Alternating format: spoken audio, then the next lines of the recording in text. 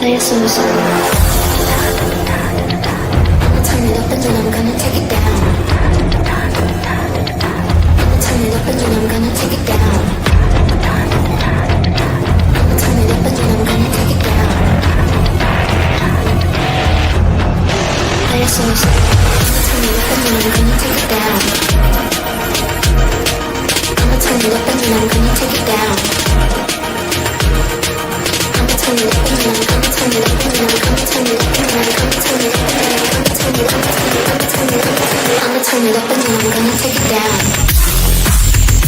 gonna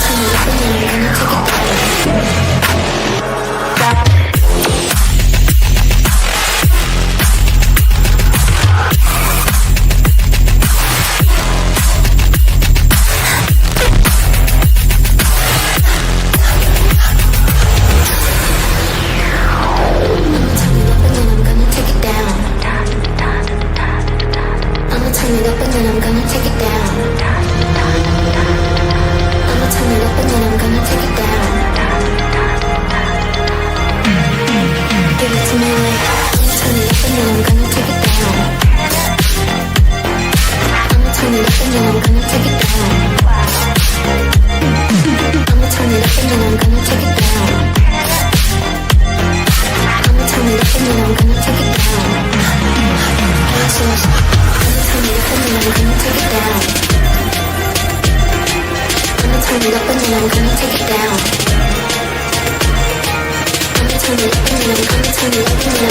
it up and then I'm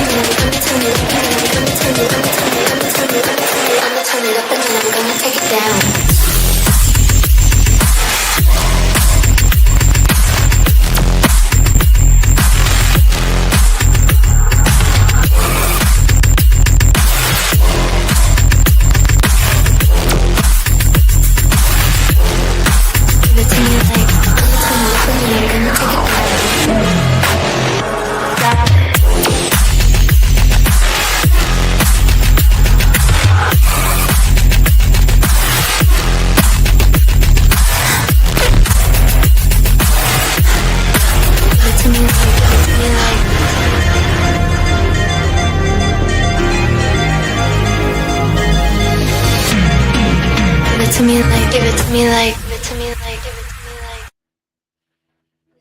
Hello everyone, good afternoon. How are we doing? Hope everyone is good. That has been a long bloody hot day where I made a massive mistake in wearing tracksuit bottoms instead of shorts to the zoo. Yes, sweating like a pig. Barely get home and have a wash and get on here quickly.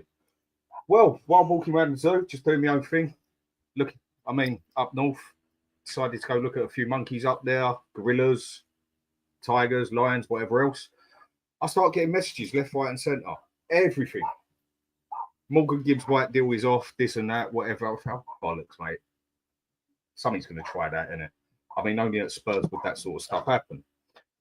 So I couldn't even download the video I'd done up there because the bloody Wi-Fi in there was absolutely crap. I mean, it took about an hour and a half to just upload 2 minutes. And yeah, just done a fair bit of checking up on it. I know people have probably heard, everyone's heard about it. Everyone's heard opinions. All I'm going to do is just give a view on it, basically. Yeah, is anybody truly worried about this? I mean, I don't want this to come back and bite me in the arse for coming across a bit too smoky, yeah, but I honestly couldn't give a shit. To me, I personally feel this is Forest and its owner just feeling very, very, very mugged off and just being as salty as they can to try and make something go wrong. I think about the only thing that bothers me over this is if this prolongs it, I do know City are very interested. But then the question is, will City come in and put the 60 million up front? We all know they've got the capability of doing it. That is the only bit that worries me. Or a bigger club than us comes in, say Chelsea, slams down the 60 million and the deal's rolling on that side. Maybe they're just trying to make that happen because they're so salty that we just absolutely cooked them, basically. I mean, I'd be pretty pissed off as well because we did school them. I'm going to go into detail on what I believe on it. None of it is fact. It's all opinion. And we all know we have different levels of what we know on it and different opinions on it. But either way, hot, sweaty day for everyone. Nice bloody cold drink. I mean, when I said the pink one, I meant the dark pink one. She goes against me, bloody bright pink one. You know, wives make mistakes. So just going to say hello to a few people. Don't mind tapping in the background. Like you all know, 5 days more, I'm going to be home, back to a decent computer again. Not having to use a bloody laptop, which just makes noise like this every time I click it. Anyway, AS winner, bring it on, Dan. Big up to you. Hope you're having a good day, mate. Tony, always good to see you on here, fella. Hope everything's good for you. How hot is it up in Sweden? Do tell me. I mean, where I am up north at the moment, I mean, up north is usually colder down here. It's about, what, I'd say about 26 degrees. But I feel like I can breathe because we've at least got sea around us. I can breathe. Back in my end in London, 25, 30 degrees, I can barely even leave. I can barely even leave the property because it feels like I've got a bloody car sitting on my chest. I'm not allowed to spend much time out in the heat anyway. But yeah, when you can't breathe in it, it's horrid. But anyway, Tony, big up Dan, guests and chat. Big up to you too, mate. Always good to see you on here. Tony again also saying, official UEFA announced Crystal Palace won't be playing in the Europa League next season. Palace to play in the conference by the rules, and then that means Nottingham Forest have been up to level. I did look at that literally just before I came on in. It is a point I do want to go to, so I will write it down quickly as I did do all this a bit fast. There we go. Just so I don't forget. I mean, I've got a guest for me sitting in the background. He'll jump on in 5 minutes. Just going to say hello to everyone else. AS winner. I hope we get that Morgan Gibbs White. What on earth is going on? Yep, mate, that's what I'm going to cover and go into. Carlson, big up Dan, big up to you too. Lily White, how we doing, fellow? Hope everything's good. If you want to jump on, mate, send me a WhatsApp and I will send you the link. Big up, Dan. Hope you're well, mate, and able to breathe in this heat. Like I was just saying, struggling hard, but up here around the sea, it's not so bad. And what you're saying here, the deal isn't off. I know that. Just delayed, secret or no secret. If we've paid the release clause, there's nothing they can do. The non-disclosure agreement is between Morgan Gibbs White and Forest and his agent. Spurs aren't involved. I mean, to me, it is just Forest being bitchy in that aspect and maybe just trying to make the deal go wrong for us so someone else can do it, whatever. But for me, I mean, seriously, you don't have to tap up a player anymore. What the fuck is an agent for? And Mark Taylor, big up Dan the Man Legend. Big up to you too, mate. Hope everything's good for you. I hope you're having a day as hot as mine. And Dean Law, big up Dan, big up to you. Let me go through a couple more on here. And, oh, wrong button there. I tell you, when you get used to using the normal old school mouse again, and then you have to go back to this poxy little thing on a laptop, it's a jar.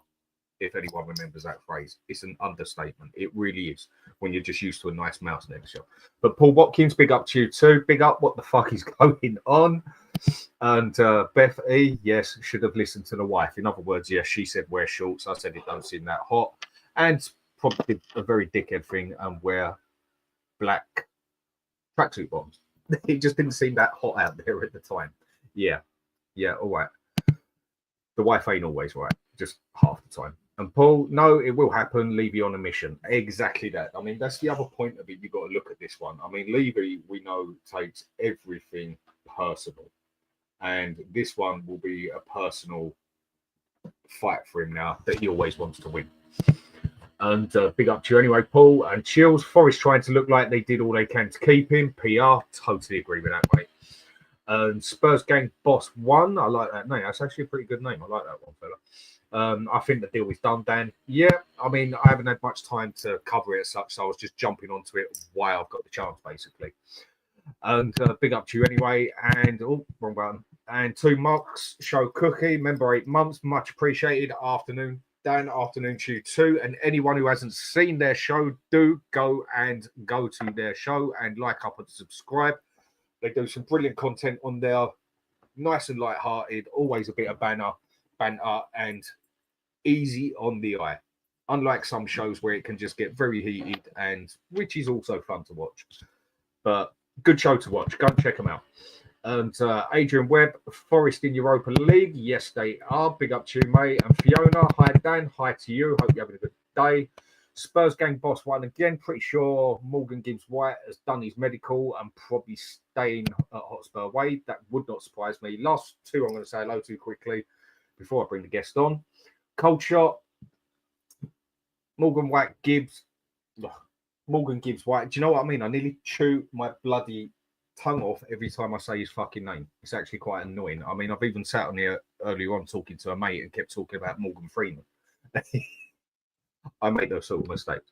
But anyway, he's here at Spurs and a lot is trying to get his medical done. Laugh out loud. Now everyone knows we have 60 million to spend if this deal falls apart. I honestly don't think it's going to fall apart. I will even put a bet on it here and now, which is going to be a gamble and probably hopefully not bite me in the arse, but I'll come to that bit in a minute when I bring my guest on. Big up to you, Cold Shot. Bill, afternoon, Dan. Sounds like you're using a typewriter. I know that's the laptop. There's not a lot I can do about it. As all I can do is when I'm doing the show with someone else, is mute it so I can do that. It's where I'm used to using a normal mouse on the side, and I just did not bring it with me. So do forgive me for that. And Ryan Mac, big up Dan and the chat. Right, I will catch up with a few more in the chat once I'm able to go on mute, because otherwise you're just going to hear me tapping all the way through it and it will get fucking frustrating. So to bring on my guest, Ben, how we doing, mate? Hello, mate. How you doing? Hello, chap. How are we? All right? Weird day today. Weird day today, mate, isn't it? I am seeing so many things come out right now. It's insane. Jesus.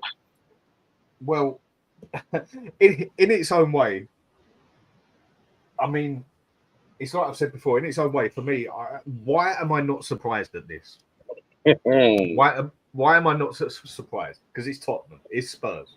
It's like I've said before, when it comes to Spurs, you could put us at the end of the season, 1 game left, 4 points clear. For some strange reason, I'm still looking over my shoulder for something to go wrong. Because I don't know, maybe something went wrong and we're going to get 2 points deducted off us, or say I can't help it. It's what we do, Spursy, exactly. That Spursy name will never fuck off, and it's frustrating. But right, I'm going to explain to you the way I see it. You explain to me the way you see it. We're still with Morgan Gibbs White. Yeah. What I've read, and I've done a bit of checking up when I've got indoors and everything, and that it is basically he had a 60 million clause. And we've contacted the agent. The agent has told us what is what. We've gone in and slammed the 60 million on the table and walked away with their man, basically, which we have every entitlement to do as long as we're going to pay the money up front and don't have to make a deal with them or nothing else. And it is pretty much as simple as that. And with that, they're basically claiming that we tapped the player up. I mean, bollocks. Why would you tap a player up these days? I mean, you're not allowed to speak to that player in any way, means, or form until the club gives you permission. Exactly. But you don't need that anymore. You just talk to the bloody agent. That's what he's there for. That's the loophole. I mean, they're tapping up the player. I don't even know why they bother with that rule anymore. And it's just, we went to the agent. He's told us the buyout clause. I think they've got very fruity about it because nobody obviously knew about it, or it doesn't look like it. And we've just taken advantage of it, like any club should do. And we've gone and got there. I can't remember, is he their captain or vice captain? I know he's played as captain a fair few times. I just can't remember what it actually is his main role. And we've basically gone in there and done the job. Now, The fact that we've got the money to do it, I mean, the fact that we've put the 60 million on the table is what got us all shocked anyway. So I don't think this money is directly from Spurs in any means or manner. It's obviously due to some injection. We've got some sponsor, whatever else. Because Levy wouldn't go and spend his own money like that. But if he's given 200 million in the bank that is not his money or Spurs money and told to spend it, I'm sure the fella ain't got a problem, as why we slammed 60 million straight on the table.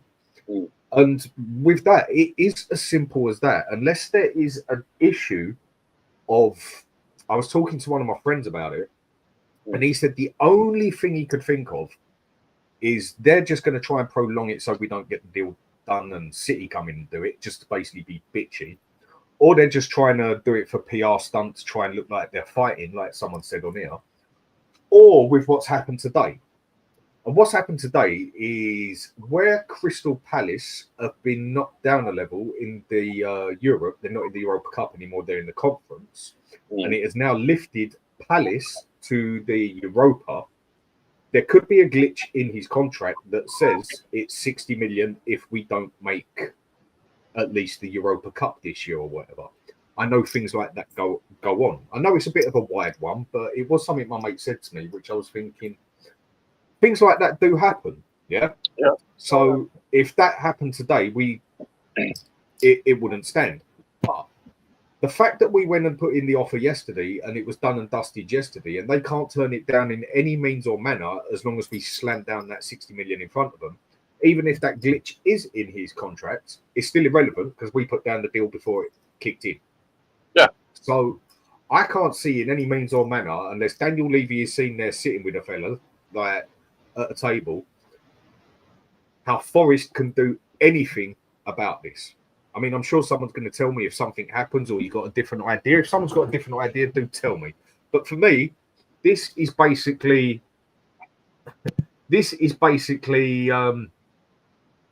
Nottingham Forest just being sorted. Simple as that. I just want to say a big thanks to Paul Watkins, £5 super sticker. Thanks a lot, mate. Much appreciated. If you'd have done it on the other one, on the super chat, you'd have obviously been able to put a big thing up on here as well. But it's much appreciated, mate. Seriously is. Big up to you, fella. And so, go on. Back to what I was going to say to you. And how do you see it? What's happening here? What is going on? Yeah, mate, I think it's pretty simple. I think it's a complete farce. I think it's all bollocks. Listen, this morning when I heard about this, what I did was I went to a bunch of fan channels for Nottingham Forest, and they were all saying something incredibly similar. So all they're saying is this. This is just basically an attempt to try and save face because their owner is rather embarrassed, and there has been such monumental fan backlash that he's just trying to make himself not look as silly because from what I understand, the clause wasn't always there. From what I'm reading, from what I'm seeing, the clause had been activated this season. So apparently not many people knew it. However, a moment ago you mentioned Manchester City. Also, from what I understand, is Gibbs only wanted Tottenham. And this was said, funny enough, this morning on TalkSport as well. Apparently he only wants Tottenham. So that works for us. But yeah, I think it's all a bunch of bollocks, mate. Like Kudus as well, yeah? Only wanted Tottenham. This is it. And another thing, with a whole, will it stop the deal? I don't think you can. Legally, I don't think you can. Like you said, look, we've reached the buyout clause. You know, that's been activated. I don't think there's anything you can do about it because it is contractually there for a reason. So I don't think there's a great deal they can do. But yeah, like I said, I think it's just a giant farce, mate. It's just a little act to try and save face because Morgan Gibbs White, I really struggle saying his name as well. Yeah, Morgan Gibbs White. He's their star boy, mate. Making no mistake, their star boy. So yeah, I just think it's all a bit of a fucking farce, and I won't worry about it. I still expect today the deal to go through. I still expect him to be announced today. Are you thinking the same or no?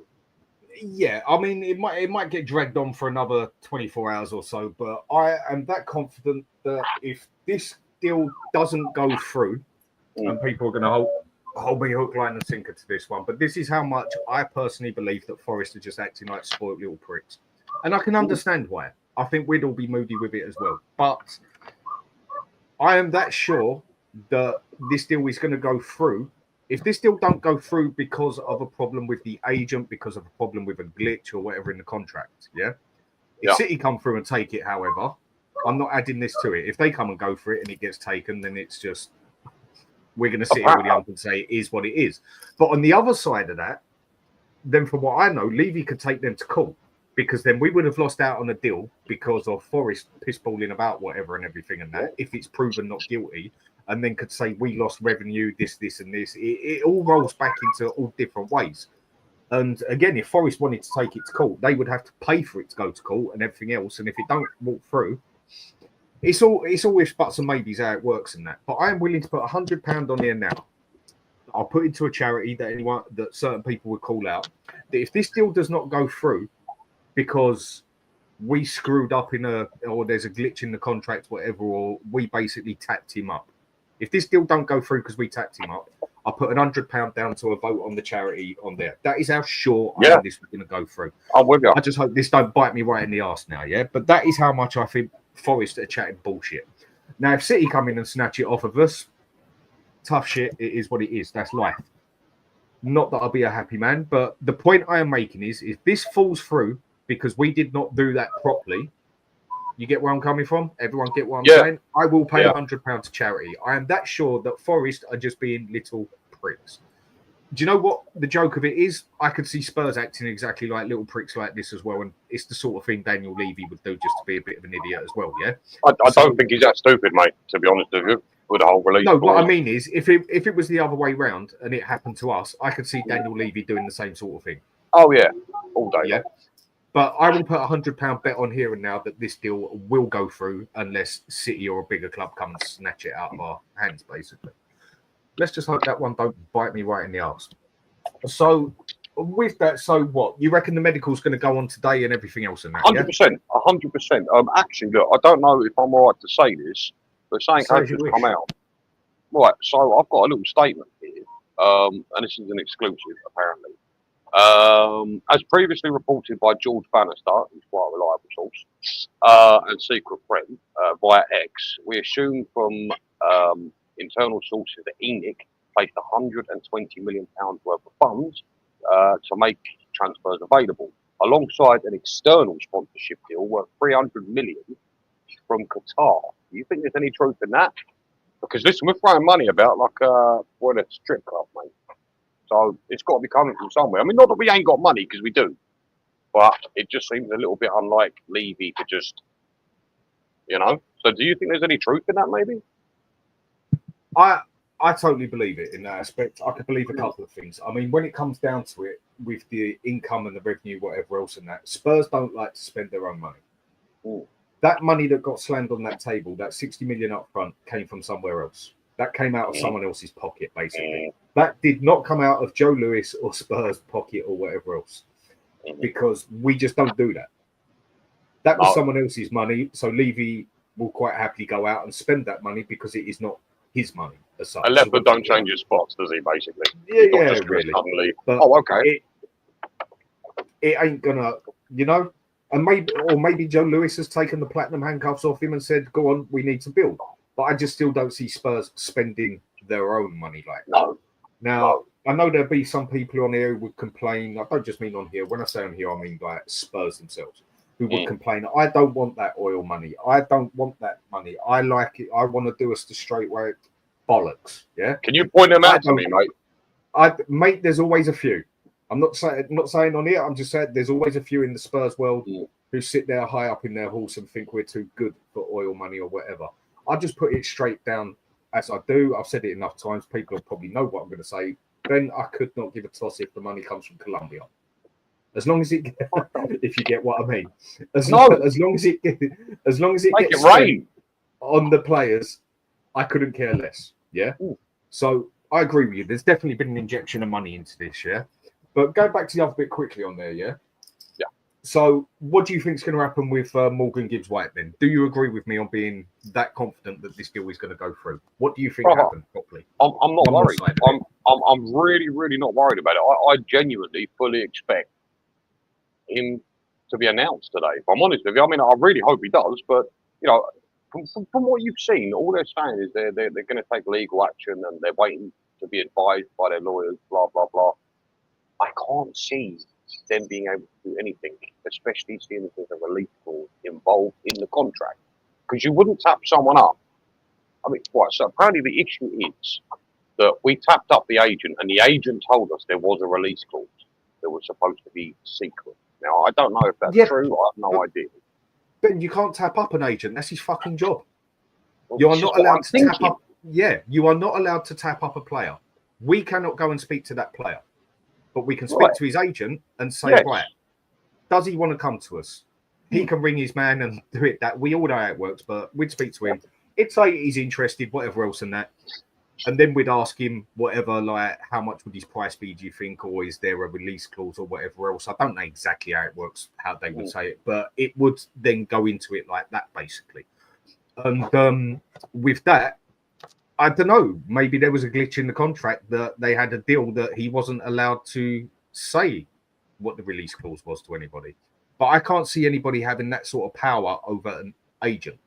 Maybe the player wasn't allowed to talk about it or whatever. There's loads of little ifs, buts, maybes, and bullshit you can put into this as such. But at the end of the day, the agent is there to do what he wants, and he is the middleman.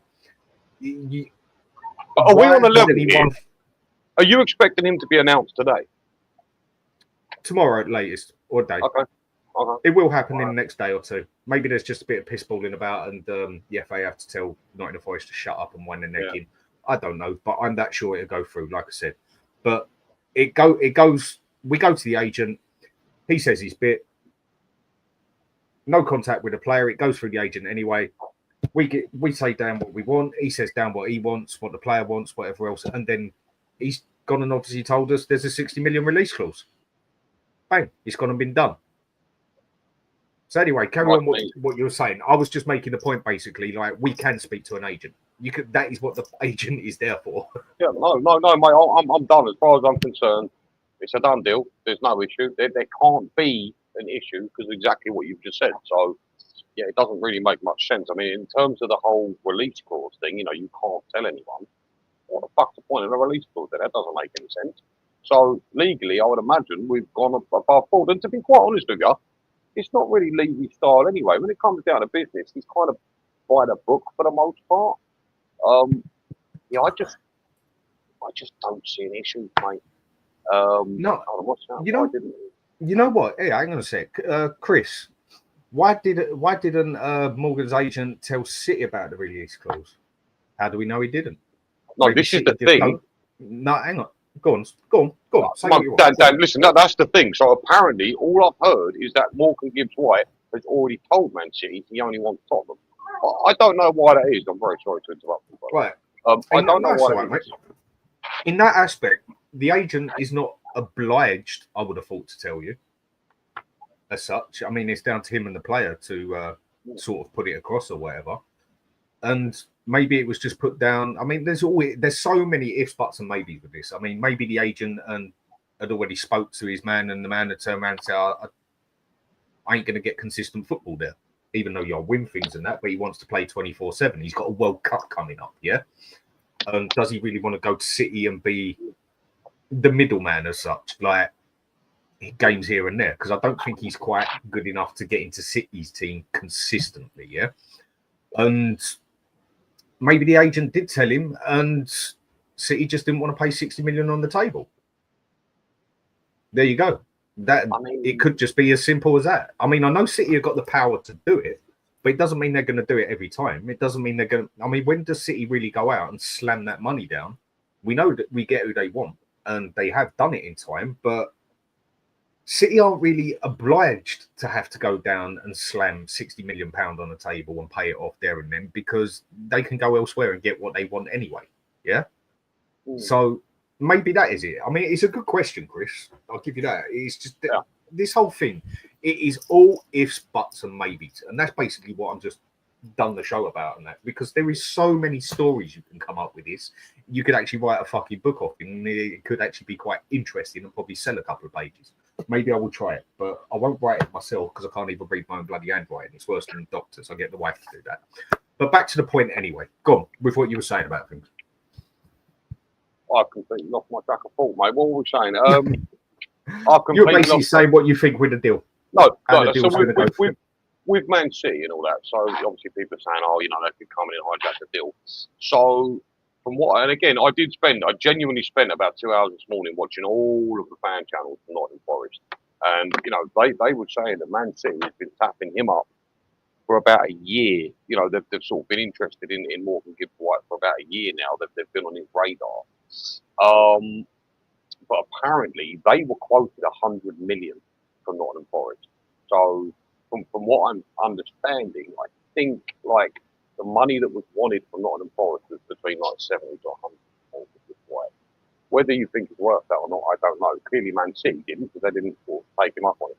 But again, it boils down to that I'm seeing a lot of that he only wants Spurs, which is a bit odd. But again, like you said, it could be down to the fact that he wants regular football.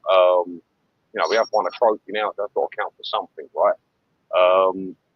But yeah, I think this is an absolute load of bollocks. I think it's nothing but it's almost childish, mate. Like I said, I'm so confident the deal's going to go through. I've got absolutely no concern whatsoever. So. All the thing was that we tapped up the player and all this stuff. It's just bullshit, mate. These days, it is nigh on. It's not impossible, obviously, but it is nigh on impossible to tap up an agent these days, unless you are the thickest person on the planet. Because that is what his agent's there for. You can't tap up a player really these days, or you just don't do it because that's what the agent's there for. So, what do we think's happened then? Do we think we've gone to the agent? The agent said, "Oi, Gibbsy, Spurs are interested," and he's gone. Yeah, but he can do that. But he's allowed to do that. What it comes down to tapping up is me, if I'm the manager or if I'm a player or if I'm Daniel Levy as such, God forbid, we are not allowed to go and talk to that player, period, about any sort of business. I mean, could we go and have a beer with him, whatever? I don't know, yeah? But we are not allowed to talk about football to him, a contract, whatever else. But we can go to his agent and say whatever we want. And we can sit there with his agent. It's his job. And then his agent can then just contact him, contact back. That's as far as I know. Maybe there's another little glitch in it or whatever, but that is what the agent's there for. That is why you don't really hear of players getting tapped up anymore. Because you just go to the agent. Why would anyone be thick enough to go to the player instead of the bloody agent? I mean, who knows how it got out, the 60 million thing and everything else and that. But the agent, he's obliged to say it anyway. That's his bloody job. Do you think there is any truth in the fact that Morgan wants Tottenham Hotspur? Because are you not finding this a little bit strange that players all of a sudden coming out saying they want Tottenham? Kudos. I mean, his introduction video yesterday, I only wanted Tottenham. And Morgan Gibbs White. Do you think there's truth in it? And if there is, why? Do you not find it a little bit strange that players are suddenly wanting to join us? You know what? The other thing is with it as well, again, it is the agent's job. As far as I know, because I did do a bit of checking up on this before I come on here, and I know I have my debates with other people on how we see the transfer market work and everything, but it is quite simple. You do go to the agent and then how much money you put down, A, B, C, D. A lot of us see certain bits in different ways. But it is as simple as going to the agent and taking it from there. And maybe he does want to go Spurs. Maybe he does want to be in the Champions League. Maybe his agent came to us. The agent can do that. Yeah. The agent can put it. It's like, say, for instance, team finishes low, whatever, a player wants to go.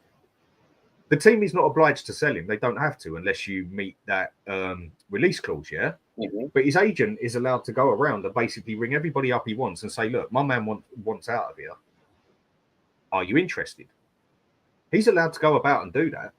It's just we still can't talk to the player or whatever else until there's a deal made with, obviously, the club and whatever to buy the player, yeah? We're not allowed no contact. But the agent can go out and speak to whoever he wants, all other agents, all other clubs, whatever, saying, my man wants out. Maybe he even came to Spurs and said, Morgan wants to come to you. Here's his buyout clause. I very much doubt that. But again, there's so many stories you can give with it, and some sound more legit than others, but it's all possible. I mean, for me, like I said, I'll put the £100 bet on. The deal's going through. Yeah, I just think City are being salty as fuck. I'm with you, mate. I mean, like I said earlier, mate, I think it's a big farce, and I think that the owner is doing it to save face because this kind of came out of nowhere, and it was a sniper shot, essentially. It was, there's the buyout. We did it, bye-bye. So I think it's all a load of bollocks. I think we've got nothing to worry about. You do see a lot of people making a big deal out of it. Like, oh, my God, this is terrible. The deal's off. The deal's off. I almost... So tonight... Because I'm obviously the same with Kudus. Kudus did his medical and then was introduced later on that day. I really think Morgan will be brought out tonight, 8 o'clock maybe. I think in the next 48 hours it'll be done. Because the thing is with it as well, from what I know of, is it's like any allegation. Basically, it has to be taken seriously and looked at. I would have thought it's got to be looked at by the FA. And Who knows? They might just take 5 minutes to look at it and tell them to go away or whatever. I don't really know how deep that one goes. But any allegation you make has to be basically taken seriously. So how long that would take to piss ball about with whatever, I really don't know. That's my soft part there. I don't know. But then the whole thing that comes with this as well, the way I see it, is if it took a certain amount of time and prolonged it and whatever else, has Daniel Levy then got the rights to turn around if it's all proven that there was no tapping up or whatever, and saying that, I don't know, this is just random stuff just coming off my head. It's probably bullshit, but it's just random. Okay, it took 6 longer days for the player to go through and everything. I had everything set up. I've lost out on money or sponsorship or whatever because I had to wait, because my club had to wait an extra 6 days to sign him or whatever. Because these days you can sue anyone for anything. I mean, if we're walking down the road and you look at me funny, I can probably sue you for it. You know how it works out there these days. You get sued for anything, yeah? Especially when you've got them bastards walking down the road that try and have you because you flicked a fag on the floor when you actually didn't. They're the worst ones. But that's a different story. And I would have just thought there's so many things that you can just throw back and forth. It's just... It's childish, again, mate, really. It's bitchy, and it is the sort of thing Levy would do as well. So, but with the whole thing, like I said, I'm sure it's going to go through. I just think this is Forest just being moody, basically, which I can understand why. I mean, 60 million for their star boy, probably their, I don't know about their main man. Mate, listen, Forest fans love Morgan Gibbs White. I cannot express that enough. The amount of I've got Forest fans as mates. They adore Morgan. Everything their team does goes through him. So honestly, he really is their star boy. I know there's a couple of players there you think probably a bit better than Gibbs White, but I'm telling you, mate, they adore him over at Forest with good reason, to be fair. I mean, the only other way I could see this not going through is if Spurs turn around and say, do you know what, bollocks, I can't be bothered, and then go off for the next man. And that one didn't count in my bet. I said if it don't go through because we actually screwed up on a glitch on the contract or tapped him up or whatever, that is my £100 bet. But if Spurs wanted to just say, do you know what, I can't be bothered with this and go for the next man, I don't see that happening either. Because the thing is with Morgan Gibbs White, he falls into too many categories for Spurs at the moment. Right age sort of thing. He's obviously English, homegrown, everything else and all that comes with it and that. Do I think there's better players out there for 60 million? Yes, I do. But I do rate him as a good player who can be evolved into a very good player. Same as I do with Kudus, basically, yeah? Same. I do think there's better players out there. Go look in Italy. I think I'll find you a couple. But he's a very good player. He gets into our first team. And it's all the other things that come with him as well. Where he helps me in English and all that. It all falls into place. Because at the moment, we're very limited with the amount of homegrown we have, isn't it? Well, I mean, his character as well is another thing. Like, people are obsessed with his character. Again, you know, I can't express enough how Forest fans feel about him. But just a second ago, I was reading the actual allegation. And it's fucking embarrassing, mate. Seriously, it's embarrassing. So now, according to this, we as Tottenham have been asked to cease all contact with Morgan Gibbs White. That's got to be rubbish, right? And that is Ben Jacobs, by the way. So it's credible. But that makes me think a little bit, if I'm honest with you. I won't lie. Communication asking them to cease all contact with Morgan Gibbs White. The Premier League will now investigate, leading to the deal being delayed and potentially in doubt. Yeah. I mean, and for me, that don't put it in doubt. That's just, I mean, again, this is the press just trying to come down on it hard to basically get a story out of it. Yeah, you're right. Doing what we are doing right now. Yeah. And I know there will be Spurs supporters out there that went into meltdown over it. I know there will be Spurs supporters like me who honestly really ain't too bothered about it. And I know there will some who be more in the middle with it. I mean, we all see things differently in that, yeah? But like I said, for me, I honestly, the only thing that's annoying is it's just going to prolong it a little bit. Yeah. Apart from this, bollocks, I really couldn't care less. So where it goes on from there, basically, I'll leave that one aside from there. I'll give my opinion on that, on what I think has happened and will happen. So have you. And so where do we go from here then? What do we need to do now? Well, look, I mean, Paul just threw up a question. So again, That's question. If Morgan Gibbs White is on hold, do you think Walton is coming in, or Lewis or Paulina? I don't know. I mean, personally, I would have thought we still go for one of them, even if we do get Morgan. Yeah. I ain't going to say Gibbs White because I keep biting the end of my tongue while I'm doing it and it's bleeding. So, not healthy. But with that is, I still see us going for one of them. I mean, I spoke on Savage Show this morning with quite a few others on there, and this got mentioned as well. And I think that's actually a good point Paul's put it. Well done for spotting it. And Walton, I think, would be a very, very good buy for us, yeah? How much? But 85 million, I think he's pushing it a bit, and he's 21.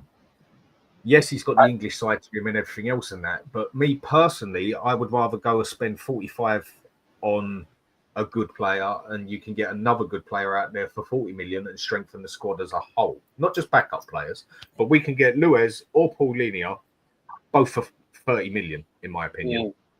But do we go for players with that age on them? That's you want that experience. I think at this point you want experience. I mean, listen, Walton is an unbelievable player. Yeah, Go on, give your opinion on this. Go for it. No, I mean, look, Walton is an unbelievable player. He's got great potential, but experience ain't there at the end of the day. And then, you know, you've got the likes of Louise and Paulina. Paulina, to be honest, when he was at Fulham, I was a massive fan of him. We've got so much youth in that area. You know, we've got youth in all areas of the pitch. I just think maybe a Louise or a Paulina would be better suited to our current situation. Don't get me wrong, I'd love Walton, it'd be brilliant, but I just want someone who's been there, done it, knows what the fuck to do, and cracks on with it. That's what we need. And I'm not saying Walton wouldn't do that for us, but I'd just rather someone that is experience based, because we're lacking experience in this squad. It's like it's clear as day, mate. So yeah, if you ask me, genuinely, I'd probably want a Levy or Paulina over Walton. I don't know if you agree with that or you disagree. No, I do. I mean, like I say, I would not argue with Walton, but he is 21. We have got enough young players, but he has got that English side to him and everything as well. So you're paying the extra 25% no matter what, unless there's a cheeky 60 million buyout clause, Mr. Forrest. And with that, I would rather go and spend that 40 million on two other players that get into our first team, because I think we can do that. I mean, Lewis, yes, I'd take him. I'd more go for a loan with him. And Paulina, I'd snap him up all day long. I know it hasn't gone down well for him at Bayern Munich, but in the Premier League, he was quality. He was good. Yeah, I would have snapped him up all day long. I mean, if you was to ask me to go out for, I mean, Edison is one I would love to go for personally as well. And if we're going to be spending 85 million on Walton, I think we could easily go down and put 50-55 on for Edison and still get another player in there. Now, if you give me an option, if I'm to go out and look for a DM and also look for another player as well, I've got to split the money a bit more. And Spurs want a younger one. I mean, again, I'd rather go for the more experience on this, but the way Spurs are working at the moment, it seems to look like we do want the younger players, isn't it? Yeah? Yeah. I would go for a slightly younger player, but older than Walton. And he's one that I've watched quite a few times, and I do rate him as a player. Yeah. He plays centre mid, but mainly defensive midfielder. At Lazio, I just struggle with names anyway. Nicola Rovella, I think is how you say his name. Ravella. He's 23. He's on loan from Juve, isn't he? They basically bought him. As far as I remember. I didn't know. They basically bought him. And he's been playing. He's a player that I would quite happily snap up. And I think if you put the money down on the table for him and push for it, if he wants to come to us as well, there's a lot of European teams that aren't in a position to really turn down money. But obviously, you'd have to pay the money they want to give. He'd have to want to come to us and all that shit as well. I know that. But he's one that I would definitely be looking at as such. And I think we would get a good deal out of it. Because in Europe at the moment, it's very the economy isn't great out there at the moment. I know there's still a little bit of money being spent, but clubs are struggling. I mean, the other side of that one, Ben, is from what I know of, is TV rights, TV problems, because it's actually more expensive to get the English Premier League on TV than it is to get Serie A, La Liga, Bundesliga, French League, and Dutch League all on the same channel. The Premier League is more expensive than all of them. I mean, where does that come from? But that's why it's the biggest league in the world. I mean, rightly so. There's a lot of folly in it, to be honest, isn't there? But I mean, yeah, I don't know. It's such a strange thing. But just quickly, going back to that Edison you were speaking about, do you not view him as a bit of a Basuma role? Because he's not quite a CDM, is he? He's more of like an out-and-out centre mid. Do you really rate him that highly? Brazilian Edison, yeah? Yeah. Yeah. I've watched him. He's a really decent little player, but I put him in that sort of Basuma category in terms of bit forward, bit. You know what I mean? For me, he's played DM. I've watched it and that. But if you're going to do box to box with him like he does as well, for me, I know people see things different and people judge football different. Some people like to call it a 6, a 10, an 8. Some people like to call it a bloody playmaker, centre mid, and a bloody defensive midfielder. Yeah. Some people can't stand all this. Some of it is just, But when I've seen him play personally, I think he's more of the defensive box to box, and you've got an attacking box to box. This is just how I translate it. Yeah. And with the attacking box to box, that is Basuma. Basuma is the one who come a little bit deep, get the ball, charge up there, left, right, forward with a direct ball, come back on himself. Maybe even a bit of a ball winner or such.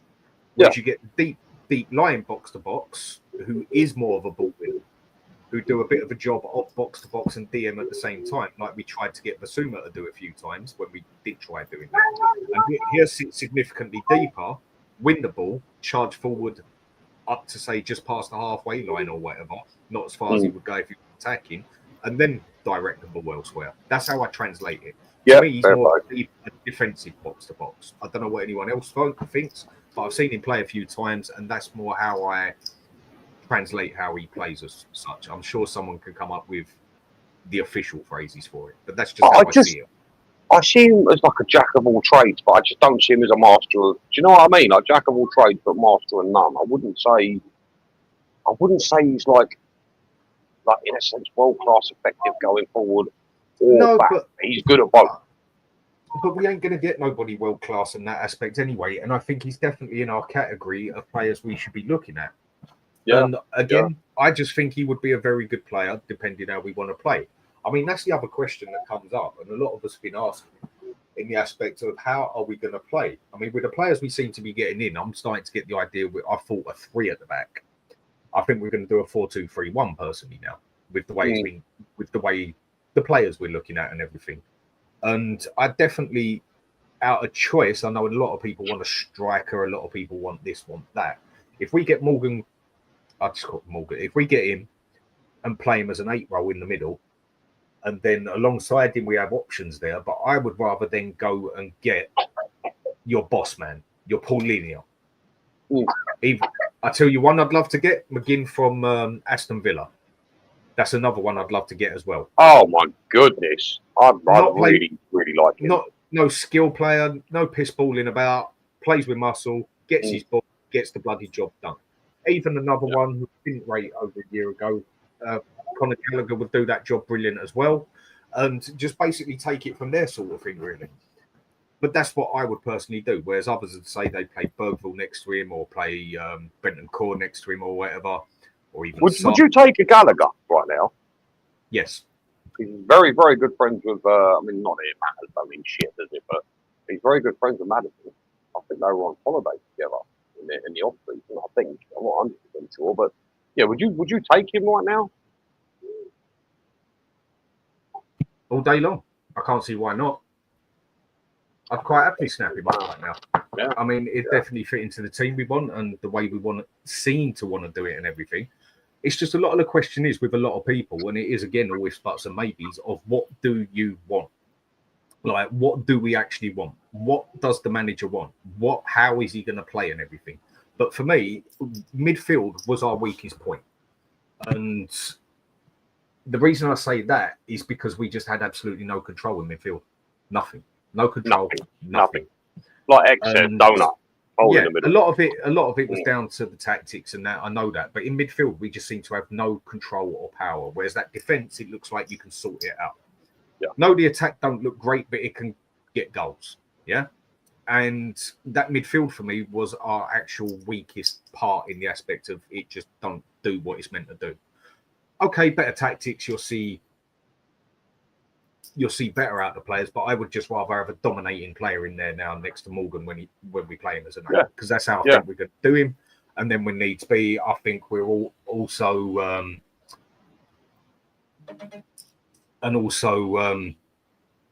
where was I? I just lost what I was going to say now. You know where you need to bite the end of your tongue off. Yeah. And then sort it out basically from there. I mean, where would you want to go with a player? What do you mean with a player? As in who? Who would you want? What, in midfield?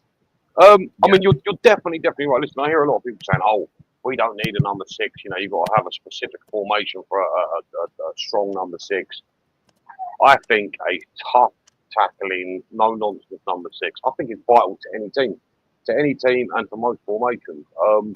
You know, because depending on who you're going to play, if you want to change things up and you want certain people to sit, you're always going to need that one player to just sit there and protect that back four. You know, you're always going to need that. So, yeah, quite honestly, I don't know why I'm thinking this, but I'm kind of leaning towards, only because what I saw him do for Fulham, I'm quite leaning towards Paulinho, mate. I think if you were to bring him in, what is he now, 28, 29?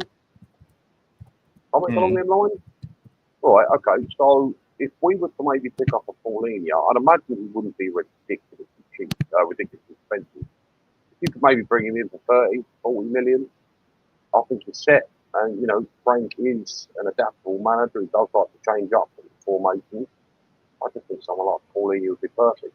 You know, you've got that guy that will just sit in and protect, and I feel like that, you know, that's all he needs, really and truly. But yeah, I don't know, Dan. We'll have to see what happens. It's definitely exciting. You know, with all these rumours of investment coming in, who fucking knows what we're going to do? You know, I mean, I wouldn't have expected Kudus or Morgan Gibbs White. That is a really tough name to say, isn't it? Morgan Gibbs White. Fuck's sake. Morgan. You do end up biting your tongue off at the end of the day, basically. So, in that aspect, it's. I think your daughter's calling you. Yeah. Sorry, baby. 2 seconds, I'll be right with you. I'm so sorry. That's all right, yes. mate. I know what there it's are like. millions of people watching us. Yeah, if you need to jump off, mate, it's not a problem. Look, jump off and have your dinner and everything, mate, and I'll catch up with you soon. All right, thank you very much, guys. Take care. That's all right, mate. Good to see you. You too. Take care. Yeah, and so again, it's where look, you're going to hear the big clicking now. I've got to refill down on people and that. I'm only going to go for about another 15 minutes anyway because I've got some bloody dinner to have myself. And I definitely think we definitely need a bit of age in there now. We definitely need a bit of experience on there now. We'll tell you what I'll do then. Since I've got, let me check how long.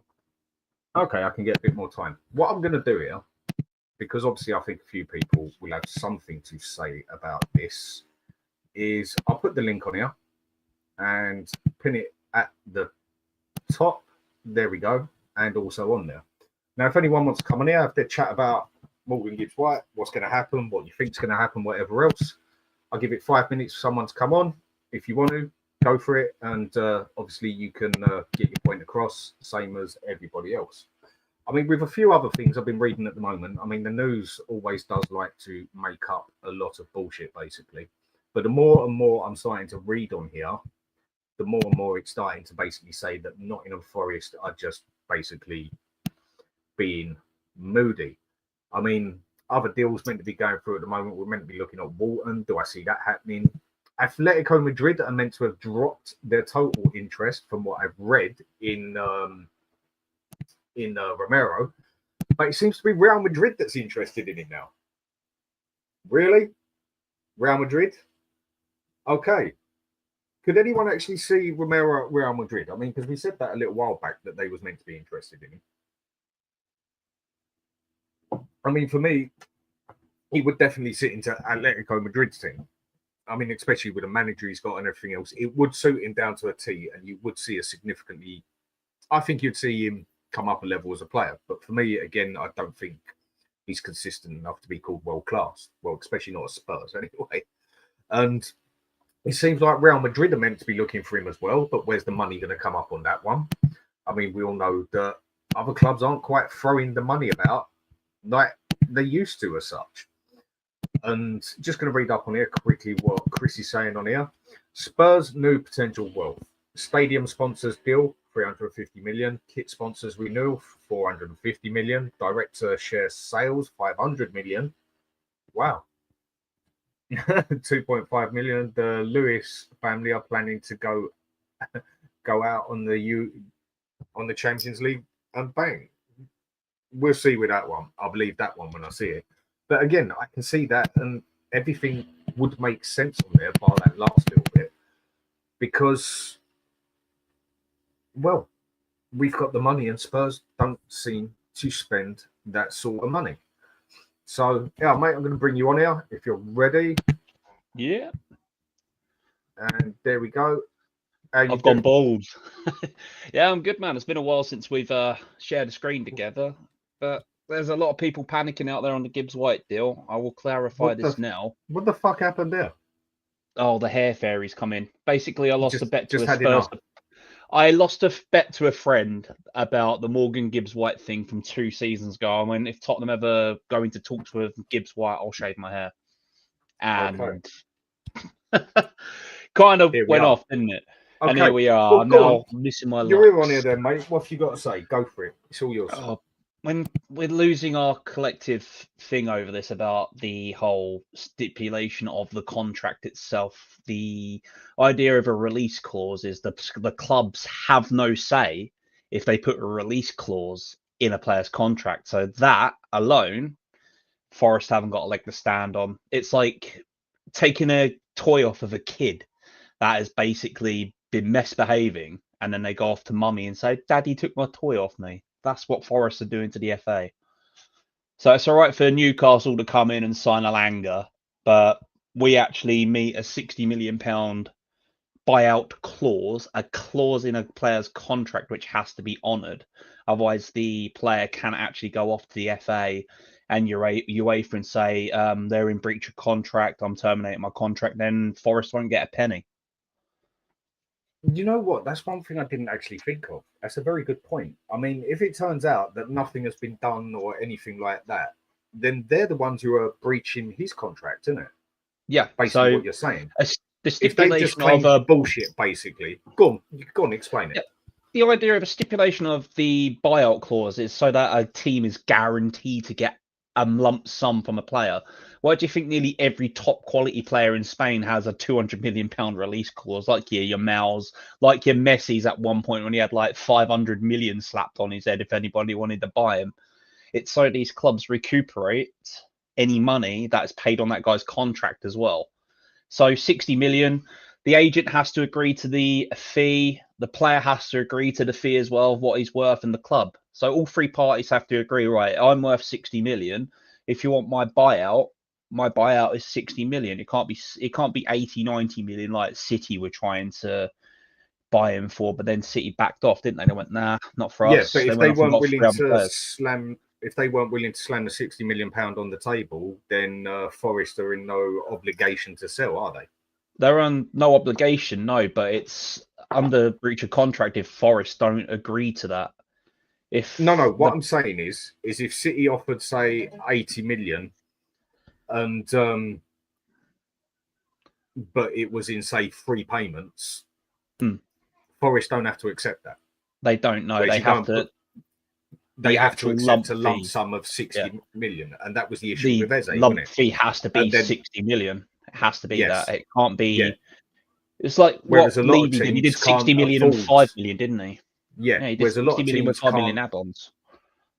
A lot of teams can't afford 60 million straight on the table, or don't want to play 60 million straight on the table. No, there's a lot of clubs, like you said, especially with clubs in London. You know, the money is in London and towards now the South Coast. You think about it, You've got Brighton scouting out and then selling players off to Chelsea every other season for 80, 90, 100 million, making mad money. But I've been looking into player buyout clauses and stuff in contracts. If it's a stipulation in the contract of a player saying, I think I'm worth this, the agent, I think he's worth this, and the club, like, yeah, he's worth this. If they all agree on a price and a club has met the valuation, selling club doesn't have any say in whatsoever, saying the idea of it whatsoever. So Morgan Gibbs White was allowed to. He didn't have to ask the club permission. He could just get off and walk off down the road if he wanted to. He doesn't have to ask the club, go for a medical at said other club, and then the money's paid up to that club. I can't see why Forest are trying to drag their heels along the floor. It's like I said, it's like a kid that you've just told off taking their favourite toy off, and then they've gone to It's mummy. basically a sort of thing Daniel Levy would do.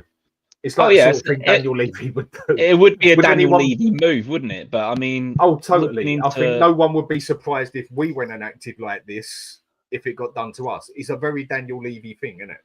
Yeah, but I mean, you don't really see many buyout clauses in English football, do you? It's either we think the player's worth this, pay up, or cough up. Oh, hang on, my door's going off. Back in a sec. That's all right. No, I think you're right with the buyout clause bit. You don't see. There are buyout clauses in England, and it's become quite a normal thing for them to have them on there. You just don't see it like in Spain. I mean, in Spain, you have people with buyout clauses. I mean, what's his name? Again, what's his bloody name? The Barcelona young kid. He's got something like a buyout clause of $1 billion or whatever, or something along those lines. And yeah, that's so no one can come in and just take your player, basically. And in Spain, there's always been buyout clauses, from what I remember, or a majority of the time. It's only just over here it's becoming more and more regular. And it does also come down to the point of who is willing to actually see that buyout clause. I mean, it's like what happened with Eze, isn't it? No one was willing to pay the buyout clause for him as such, but where they want money on him, they've had to step down and say, okay, we'll accept it in 3 lump sums over 3 years, as such, 2020, isn't it? Yeah, some clubs kind of back down from their position of like we want this up front. Yeah, that's what City did, wasn't it? Gone off to. That's it. You just froze for a moment there. My camera's you just froze for a minute. Thing. So I think Morgan Gibbs White is under the same sort of like people that we have for most of our players. That's CIA or CIC or whatever it is. Can't remember the name of it. But he's on their book. So they obviously have the inside information to say, look, Levy, he's got this contract buyout clause. You mean they are the agents? Agents don't even need to go to the club and ask proper permission if the contract or the clause has been met as well. So, like I said, all 3 parties, when they were signing that contract 2 years ago from Wolves, right? I'm worth this. My client is worth this. The players, the contracts, the clubs all agree on it. And if a team sort of rock up and go, "There's your 60 mil," boom. You don't need to ask the selling club. The player can either agree or disagree to move to that club, but the club has no say. So what Gibbs White has done is correct because he's been given the medical. He's been informed directly by the club of their intent to buy him, and he's probably gone, I want to play for Tottenham because I started off here and now I've moved to here and now I'm moving up the next level. So and that Champions League is having that pull on there as well. Oh yeah, I mean just had a message. Just had a message here, quick from Hack. Morgan Gibbs White is a great player. I'm a Forest fan. Fair enough, mate. I mean, if you want to come on and give your opinion, mate, do feel free. I'll put the link down there. I'll put it down there one more time. It would actually be nice to get the opinion of a Forest fan on here. So do feel free. I'll put the link down there again, and it's pinned at the top as well to come on and speak your bit on there. And I'd actually be quite interested to hear this other side from a Forest fan. And he says he's a great player. I'm a Forest fan, but I want this deal done now. He clearly wants to play for Spurs. Yeah. And do you know what? That is another thing that I just can't see why Forest would want to do this. I can in the aspects of the PR thing and this and that and everything else. But if he wasn't allowed to move now because of some silly thing that Forest basically did, even though it wasn't against the rules and that, but it cost the deal basically because say we went and looked elsewhere because we couldn't be bothered. Yeah. then he's already made it clear that he's more than willing to leave and play for Spurs. He's already made it clear that he's willing to leave. He's going to have the right ump with the club. The club have got the right ump with him. The fan base as a whole are going to be pretty pissed off with him, and it's going to be toxic as fuck. And then, so again, to me, think about going back into that first team situation as well as a player. I've said I want to leave. The players look at him like, "What the fuck you doing here?" They're not going to want to play with a guy who isn't committed. So you're not going to see the best out of Morgan until he gets that chance to move as well. So Forest are just acting like a petulant child on a naughty step, spitting out their dummy. You know, it's not even just Forest themselves, and the fans ain't been like this either. They've been pissed with it for obvious reasons, same as we would and that. But it is football at the end of the day. But it is their owner. Like we have the problem with Levy, basically, who doesn't like getting a slap around the face that leaves a red hand mark on his face. I don't think anyone particularly likes it. But it's like Hack's saying here, we're making ourselves look like idiots. Stopping the transfer like this, we agreed his medical. So why stop the transfer? It's a fair point, mate. And do you know what? It's a fair play to look at it because I can imagine it's a hard one to take. I mean, it's going to piss anybody off, yeah? And when it happens to you, no one likes anyone rubbing it in your face. But when it happens to someone else, you're going to rip the shit out of them. That's what comes with part of football. If you're man enough to give it, you've got to be man enough to take it. And you actually seem like quite a fair fellow who don't like your club portraying themselves as idiots. Because I'll make you right on what you're saying. It is looking just like a salty, basically. And one thing I can say to you is I understand how you feel in the aspect because Spurs do a very good job of making ourselves look like fucking idiots a lot of the time as well with some of the stupid I've done for about 25 years with Levy, right? Exactly. So I can totally understand, not just get the point you're making, but I can totally understand where you're coming from. And it is just, like I said, it is just prolonging the thing. Why do you even want to do that? Just get on with it. Get it done. The thing I want to ask you, Corey. Go on. When they signed that contract, who actually come up with the 60 million bit? I mean, surely when they bought him for, what was it? Something like 17, 18 million, and then it was add-ons after that, if I remember. Let's just say 40 million. I think collectively it was around 35, 36 million. I think. Yeah, so let's just round it off at 40 for the sake of the situation. But I know there was add-ons to it after 20 million or what. But let's just say 40 mil. Who felt obliged to put down a 60 million price on it? The player, the agent, and the team. The team want to recuperate as much money back as possible. 60 million seems to be the going rate for any top quality player at the minute. I mean, when you go and buy a player for 40 million, Corey, you don't go and put a bloody 60 million thing on him. The buyout clause, to an extent, is meant to put off the other team, innit? Yeah, it's normally this case in point because you definitely look at teams across Europe. That's the reason why you don't see many of the top players from Spain come to the UK because of the very high price they put on, even on their youth kids, is ridiculous. I mean, if you're looking at it now, Yamel's worth close to what, 700 million, 800 million? The kid's 19. Jesus, that's the one I was trying to say earlier. I just couldn't think of his name. I'm terrible with bloody names and that. Yamel has a buyout clause. I mean, Barcelona would have put that on him. Nearly a billion. I think it's like 800 million, something stupid like that. But if they see severe potential in a player, for that. I mean, if you see severe potential in a youngster, like they do at the academies in Barcelona, in Madrid.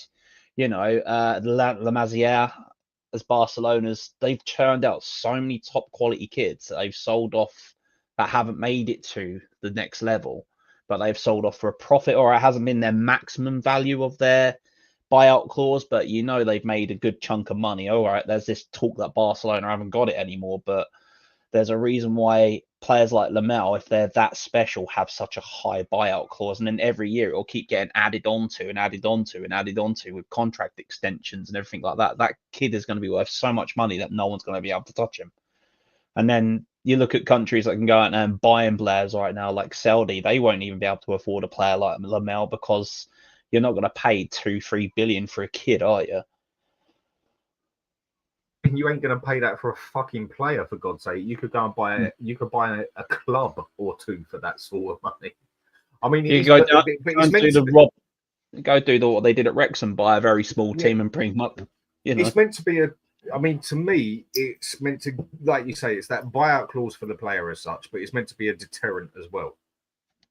Yeah, it's meant to put Like- clubs off and going stealing your top prospects, especially at youth level as well. That's the reason why players like the Xavis, the Iniestas, the Messis, coming up from La Masia, that's why they had such stupid high buyout clauses, because it put teams off from going, right, we want Xavi, we want Messi, how much? Oh, 600 million? Nah. 600 million for a player? No, man, that's just silly, isn't it? Crazy prices. But like I said, if a club meets the valuation of what that buyout clause is, 60 million, the player doesn't even need to speak to the club. He can hop on the next dinghy, ferry, boat, bus, teleporter, spaceship, moving towards whatever that football club, mate. He doesn't even need to talk to the club. That was one of the things that screwed over Harry Kane to an extent, that he'd done his 6-7 year contract and didn't put a buyout clause on it. I mean, Kane would have been able to get a buyout clause on there. I'd probably say if he'd have put it down there back then of maybe, let's say, just rounding it off at 80 million, whatever. But the fact that he didn't have any sort of buyout clause on him definitely didn't do Harry Kane no favours. And I would have thought that most big players these days do have a buyout clause. It's just buying him for 40 and doing it for 60. I must admit, I do find that a bit of a strange one. I would have thought maybe it'd be a little bit higher.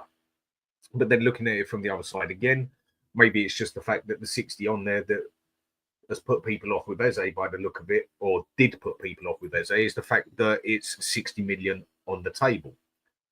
And that's what a lot of clubs don't seem to like doing, especially Tottenham Hotspur. And that's why I think we've all been in total shock, or majority of us anyway, that the fact that we've actually just gone down and put the 60 million on the table.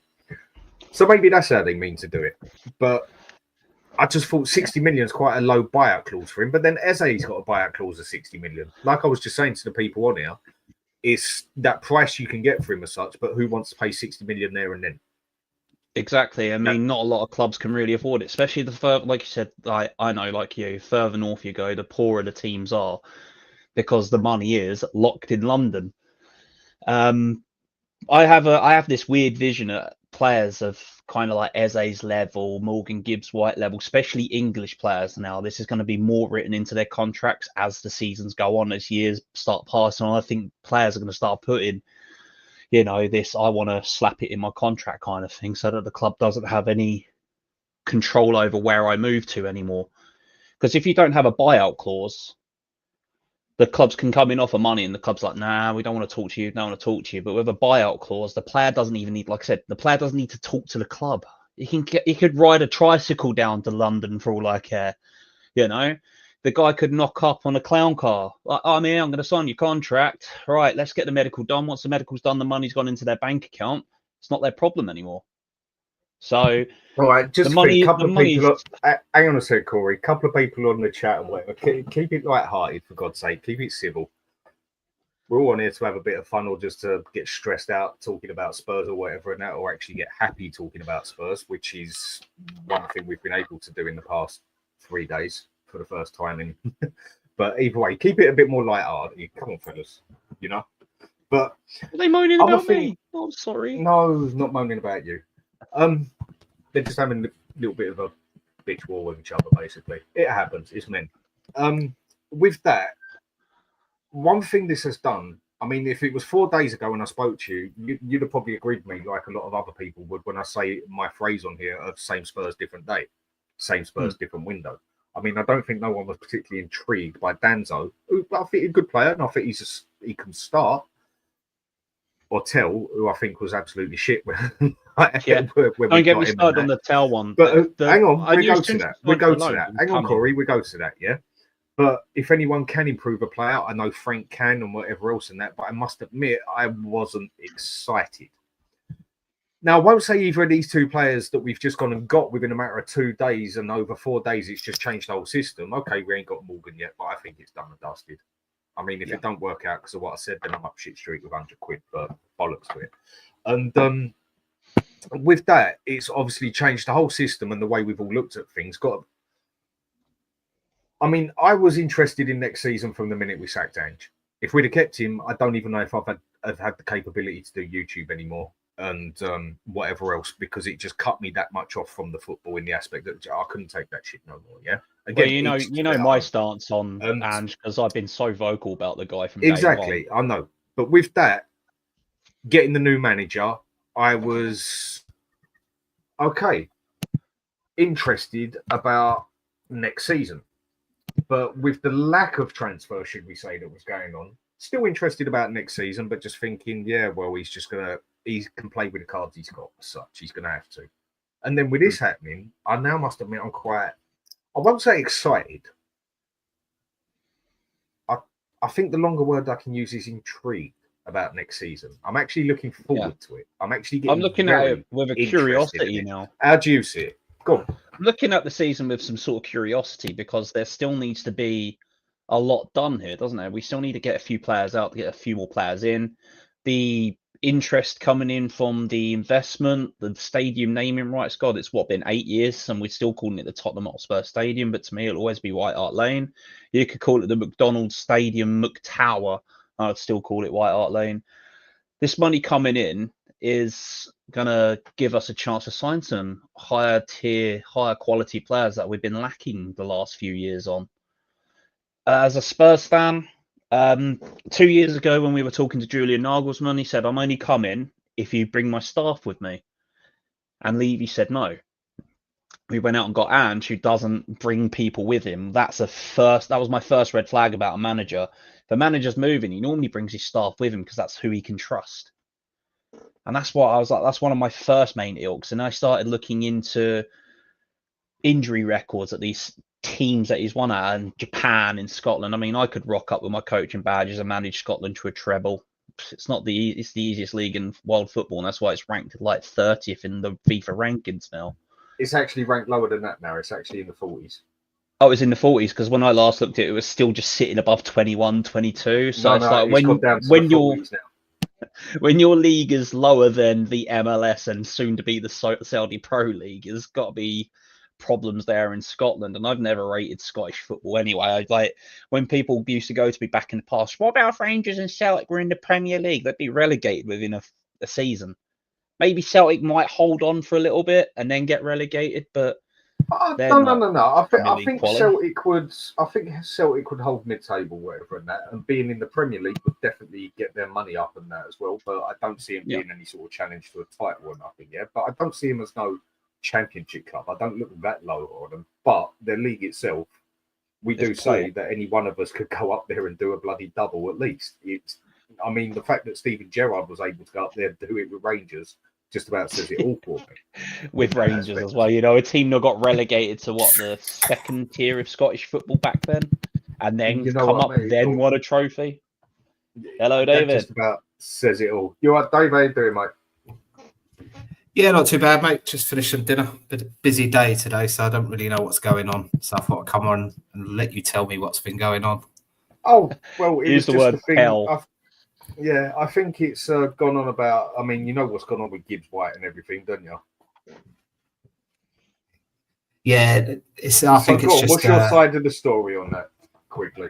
I'm not too worried about it. I think they're just comparing dick sizes. To be fair, from a legal perspective, I think it will go through. If he's got a release clause, there's nothing they can do about it. It's a UEFA, FIFA stipulation of rules that under contract talks like that, especially buyout clauses, the selling or parent club have no say in the player if he wants to leave.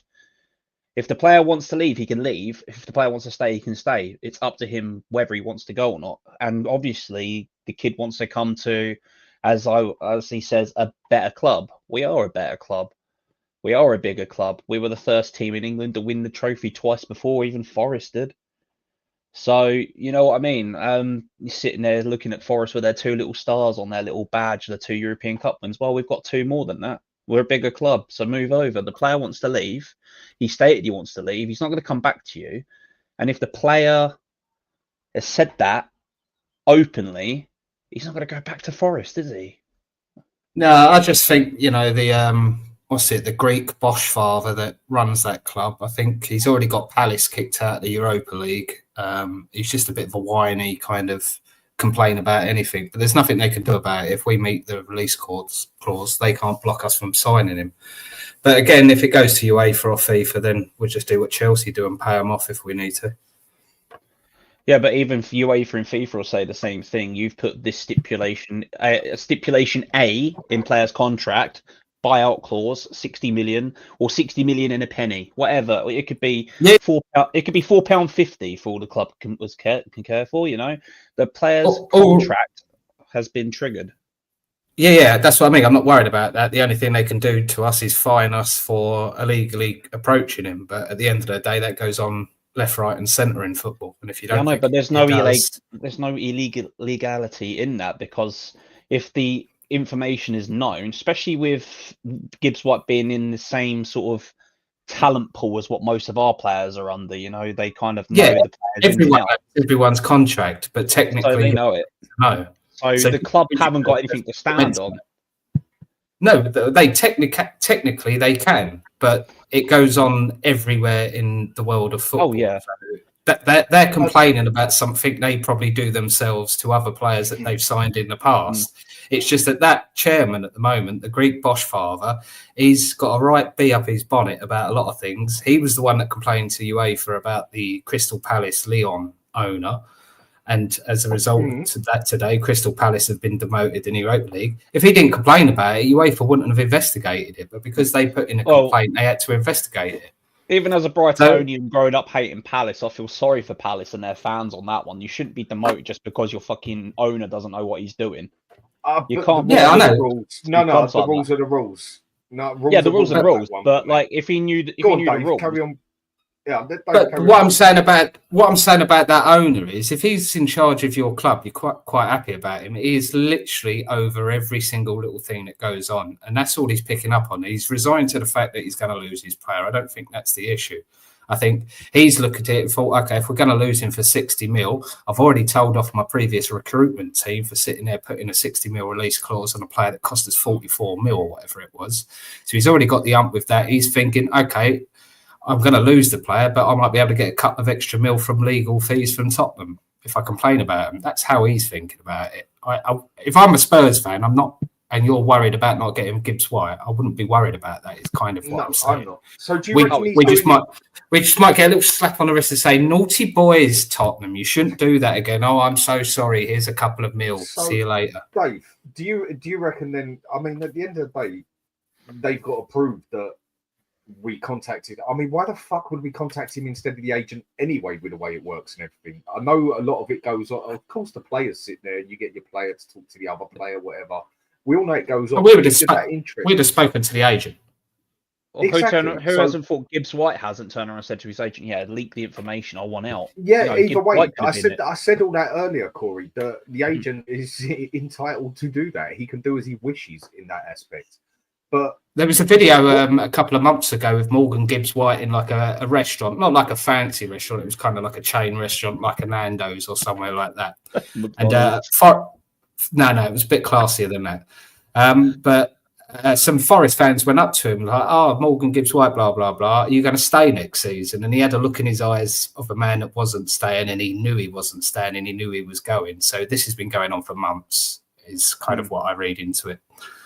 But it's one of them things in football. As I say, that Greek owner, he's just sitting there looking after his club and trying to get an extra couple of million because he knows his club have fucked up with that release clause. Exactly like Daniel Levy would do, basically. Yeah. It's just not good as good as our chairman, is he? When it comes down to it, you know what? That's another thing I want to come to you, Dave. I haven't really spoke to you on that one yet. Now, majority of us, high majority, know what the real problem at Tottenham is and everything, and where it sits and where everything and that, yeah. But I do try and look on both sides when it comes to it's all the fans. But I do try and look on both sides of it with Levy, yeah. There is positive under him, yeah. It's just the negative totally outweighs it as such, yeah. But there is definitely positive with him as well. And I just feel some people just totally push that aside. But I can understand why when it's been a majority and negative as such. But what do you think's happening at the moment? I mean, the way he's gone about things over the past 2 years, I'd say 2 years, year and a half, have been very, very, very different to Daniel Levy that we know. Now, others have all got their opinions on what happened with what happened with Ange and whatever. I still stick by what I said, whereas I personally think that Levy was more, you focus on that Europa Cup because it's the only way we're getting the Champions League, but not once did Levy tell him, don't worry about the league. I just don't think Levy thought that Ange was that bad that he'd get a 17th. Yeah, That's just the way I see it, because Daniel Levy always wants that Champions League and Champions League money and that. But if we was looking for investment and everything else, doesn't that mean that getting in that Champions League was even more important than usual? Or am I just seeing this from the wrong perspective? No, you're seeing it from a very correct perspective, because like you need to be able to sell the stadium as well as the team, don't you? It's a commercial entity. If the club isn't in the top competitions and challenging, that money isn't really coming in revenue for Mr. Levy, is he? There's only so much he can hit Sonny with a stick to make out of him for shirt sales until that guy finally wakes up and says, right, I've had enough of you making money out of my name. I'm going now. Bye-bye. You know, I feel sorry for Sonny and all this, because like I love the guy to bits, but he should go out as a champion, you know? I can go and command bag elsewhere and get better pay. But Levy has been hitting hang on that a sec, cash cow Corey. for Hang too on a long. sec. Look, people in the chat, for fuck's sake, chill out, some of you, will we are. And John, what you're saying here, why mention the owner's nationality? I'm not ahead on that, whatever. If that happens, I've got some mods on here. Sue, I definitely No, that was to me, I reckon, because I was mentioning the Greek Bosch father, i.e., the Greek owner of Forest. The only reason I mentioned the Greek part. The only reason I mentioned the Greek part was because we have an English Bosch father. He's the Greek version. I was saying he was the Greek equivalent of a joke on social media. Right, so I apologise. I just totally misunderstood it. But Sue, if people keep on just arguing with each other in the chat, just block them out for 10 minutes. You don't have to cancel them. I'm sure they don't make them stand in the corner and face the wall down. Exactly. I'm sure they can sit there with with something on their head and still watch it on their phone. So Beth or Sue or whoever's, if they keep bitching off with each other, just block them for 10 minutes. I'm sure they'll live. But yeah. So do you think Daniel Levy has actually changed his plan a bit as such, or do you think he's had platinum handcuffs taken off of him, where the money's been put on the table and Lewis has said you can spend, or has it come down to the fact that Levy never really had the money to spend because it wasn't his money to spend, because Lewis is the top dog as such, yet we always aim at Levy? There's so many ways I think you can look at this one, but it's definitely looking like the investment side of it, and where it's not Spurs money that's being spent, he doesn't care and will quite happily spend it. I mean, Dave, what do you think's going on here with Levy? Do you think anything has changed? Anything he's going to change? Your whole opinion on this thing with Levy, because a few people have got the opinion that he's just doing this to shut a few fans up. Some people are saying that the protests have affected him, which I just think is I don't agree with that. Let's just put it that way. I mean, we can come to that bit a bit later, but what do you think's happening with Levy at the moment? Has anything changed, or is it just the situation has changed as such? How do you see it? I think the real answer is a very complicated one involving many smaller answers that have got us to this point. I think the overriding I think the overriding kind of main factor in it is the external investment coming in. Now, it's a multi-reasoned answer, because we've got ourselves in a position whereby, we've said it for many years, Dan, that we're actually quite a self-sustaining club. So our profit sustainability buffer has always been quite good, but we've never had the cash to go out and spend, even though we've got that buffer in terms of the financial rules. I think the external investment is playing a big part of it. We've obviously got our hotels, the real estate that's going on around the stadium. So on top of that, and where the money's coming from, I wouldn't be surprised if there's a linkage in the real estate or commercial activities. I'm not really great at understanding the ins and outs of it, but I think there's something involved there where the external investment is going to have a say in that real estate. And it's kind of like a bit of a, we'll give you some money, we'll put our name over there for something else in the future, as well as having a small chunk of the club as well, like from a footballing aspect. But I think there's about 20 different companies that actually run Tottenham I saw it a couple of weeks ago. So obviously you've got Tottenham Athletic Limited on whatever's the football element of it, but then there's branches of companies that come around that with the real estate, the hotel, the entertainment complex, and all of that. So I think the investment is linked to that more than it's linked to the football pitch. But Levi is kind of marking it to the fans that we've got the investment. So let's put it into the pitch, and finally our stadium and all the extra stuff we're doing is paying off. So I think Levy does deserve, obviously, credit for getting us to this point, but he does deserve criticism for taking this long to get to this point. But we're here now, so that's good. And let's sit there and enjoy it while it lasts. But I don't think it's Levy going, oh, I'm reacting to something that's happened in the very recent times. This has probably been a plan for years and years and years to get us to this stage. And it's finally coming to fruition. However, we are far away in terms of that squad. So a big investment was needed as well. It's not, I know we've won the Europa League, great. But our squad, I've said it several times, like our squad is not a great squad in terms of challenging for Champions League and titles. So we needed a big investment anyway to get us to that level. So I think there's loads of things that have led us to this path, and it's great that we are doing this. But I'll also sit there and caveat it with, don't think it's Levy finally letting off the purse strings or loosening the purse strings. I think there's other players involved who are getting benefits outside of the football ground. And that would be why the investment's coming from where it is. But it's great for us fans because obviously we're seeing great signings. Our squad is getting better. And actually, I was thinking about it last night, Dan. Finally, actually, just a quick one, Dave. Let me just hold you on. Looking forward to a season.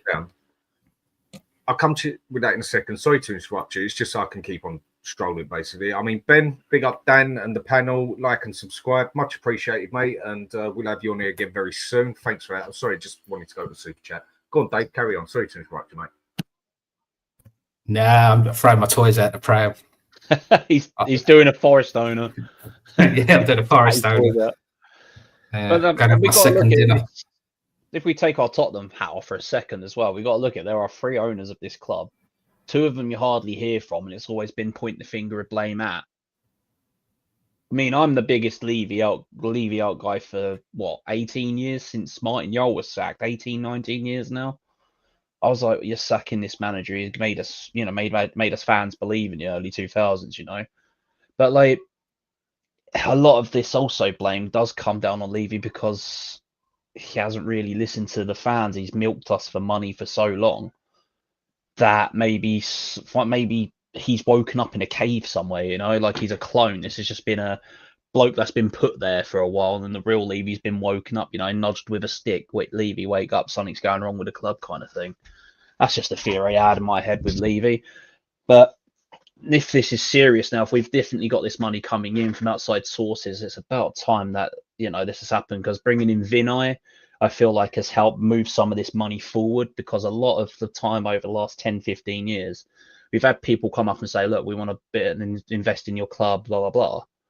But Levy has been the key point of some of these potential ideas and resources of money coming in, falling flat on their ass. I mean, weren't the Saudis meant to come and buy us, and they dropped out because of potentially Levy and the way he negotiates with so people. Did the one who bought Chelsea, what's his name, Abramovich, yeah. That there was supposed to be a deal there as well. But the point, I can't see that Vinay having anything to do with what's just happened. I think it's too soon for that kind of investment for him to. I don't think he's got anything to do with it. I just don't think he's got anything to do with it. At that high level of role, that he could not have done that so quickly. I mean, we're talking 300 million investment, in a couple of months. If he is, he's Superman when it comes to CEO. He is what is he? Super CEO, just written on his shirt, like Superman. Yeah, CEO man. Yeah. No, he wouldn't have had anything to do with that. He might know these people, on a more casual level, friendship level, but the actual money would have been coming in for a couple of years. Well, he definitely seemed to know Levy on a very casual friendship level, didn't he? He got a nice job out friends. You know what I mean? You know what I mean? It's all like they seem to know each other quite well. I mean, those hands were definitely under the table. but that's a different story. But I get with what you're saying on it, Dave. Basically, it's very highly unlikely that he's coming here and drop that. But then there's the other side of it as well, that Lewis has meant to put his main bankman sort of thing on top next to Levy, basically, to keep an eye on him as well. I've heard this one out as well. I mean, what do you think? Has that got anything to do with anything? Yeah, that given the timing, I wouldn't be surprised, Dan, because what we're talking about 18 months ago that happened now, give or take off the top. It was over a year ago, wasn't it? There was a bit of a review. So, yeah, I'd say that's more likely to have an input of why we've got this investment coming in than anything that's happened in the last couple of months, i.e. that Vinay coming in. But it's great. I mean, at the end of the day, us as fans don't really need to get too involved with the workings of the sort of commercial arm of it. It's way too complicated for any of us three, and I'm assuming that for you, Korsky. I don't know you that well. Yeah. You know, it's definitely too complicated for him. I understand football better than most, my friend, but especially not like the commercial contents of it. But no, mate, it's the haircut. It does you no favors. Trust me. Look, I lost the bet to my mate. I said 2 years ago, if we ever go and talk to Gibbs White, I'll shave my hair off. He literally nudged me at 1 o'clock in the morning. I was asleep. Oh, Tottenham are talking to Gibbs White. At 1 o'clock in the morning, piss off, mate. I mean, I wake up and we're talking to Gibbs White. I was like, oh shit. The other thing I'll ask with this then, I mean, Peria. So I've seen on a couple of things that I watch, and I'm not going to go into detail on it, but I've seen it as such, where some people, and it might not be people that actually, some might actually be shocked, but as I say, I'm not going to go into anything. It's not the regular people you would think, let's just put it this way, saying that these protests have had something to do with this. I've got my opinion on that. I will leave that one till last. But if either of you two want to start on that, do you think the protests have had anything to do with this? Do you think the protests are even going to carry on? I think the protests might, but it depends on how the season pans out. I've been to a few of the protests as well because, like I said, I've been Levy out. I was at the last one. Were you there? Yeah, I would have gone to the last one that was cancelled or whatever it was because we made the final. I'm talking about the last big one. The last big one. Go with a question. Go with a question. Like, have the protests had anything to do with this? Are the protests even going to carry on? I don't think Levy's ego was even hurt with us all protesting about it, unless you actually were taking money out of that guy's pocket yourself. I don't think he was really listening. It's nice to be arm in arm with fans that think the same as you and are upset at the way the whole club is, but I don't really think the protests have done too much in that sense. Yeah, I mean, I kind of concur with that. I don't think the protests have had any effect of the investment we've just seen coming in. As I say, I reckon that's been in the pipeline for a couple of years. However, if you still want to protest, then I back your right to do so, and I don't blame you for doing so and continue to do so. Because, what's it? One swallow doesn't make a summer, Dan. It's the saying. And just because Levy's acting like a proper chairman recently, it doesn't take away the bad stuff he's done over 25 years. Although, as you well know, I back up a lot of the good stuff Levy's done over the 20 years or so. I mean, I get what you're saying. Yeah. Go on, finish, sorry. No, I was just saying, it doesn't... he's been very poor from a football perspective for the last decade minimum. So it doesn't take away that just because now we're acting like a club, we should have been doing this for years. So if he continues in this way every summer, every January, then great, and stays out the way of the football, apart from giving us money to invest in the squad, then great. But I don't sit there and believe him for 1 second that he's changed. No, I mean, I agree with that as well. I mean, my side on the protests, I still agree with them in the aspect of it's very limited. I mean, I spoke about it the other night on the way. I could only say so much on how I would like to do them, but then again, you have to be realistic on it as well, on how you can deal with protests and everything. And with that, it's just my interest is going to be at the next so-called protest, if there even is one. I think we're going to see how realistic they were in the aspect of how many was actually there for Levy out, Enoch out, and how many was actually there because they were just pissed off where we were in the league and wanted Ange out as well. That is my big question on the protests. Were they actually getting that big because people were willing to fight to get Levy out? Or were they also that big because there was a lot of people that wanted Ange out and was pissed off with us in 15th, 16th, whatever we were at that time? Where we're a very easy fan base as a whole to divide as such. I mean, the amount of apes you'd get out of Tottenham is a lot because we are divided. But we're also quite easy to satisfy in a couple of ways as well. I think there will be a significant amount of people that will say, well, look at the money we're spending now. We've got a Europa Cup. What more do you want? Things are improving. So what do you think? Do you think these protests were 100% real Levy out? Or do you think there was a good split in it as well, that there was people there who were just pissed off, basically? I think there was a definite good split there of people pissed off at Ange.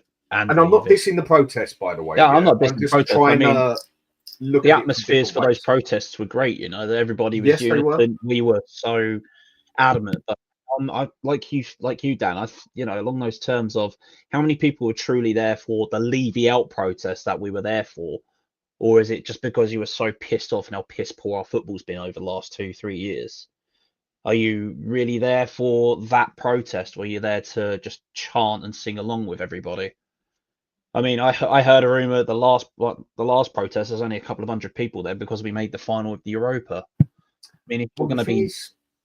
The thing is with that one, Corey, there was a bit of a debate about it and that, of like whether to have the protests or not. And when I spoke to people on show the other night, it is one of them things where you do have to win the other side over as such to get them on your side, not get in their way. Like my example with it is those dickheads who go and glue themselves to the bloody road and whatever and that because they want people to join them because of the oil stuff and that. Well, chuck tomato ketchup over paintings. You're just going to piss people off. And that is going to do nobody no favours, is it? No. So you do have to attract them in that way. And a lot of people were saying, no, this protest needs to go on. This is the one before the Europa Cup final. I was one of others who was saying, I don't think it's a great idea to do this protest.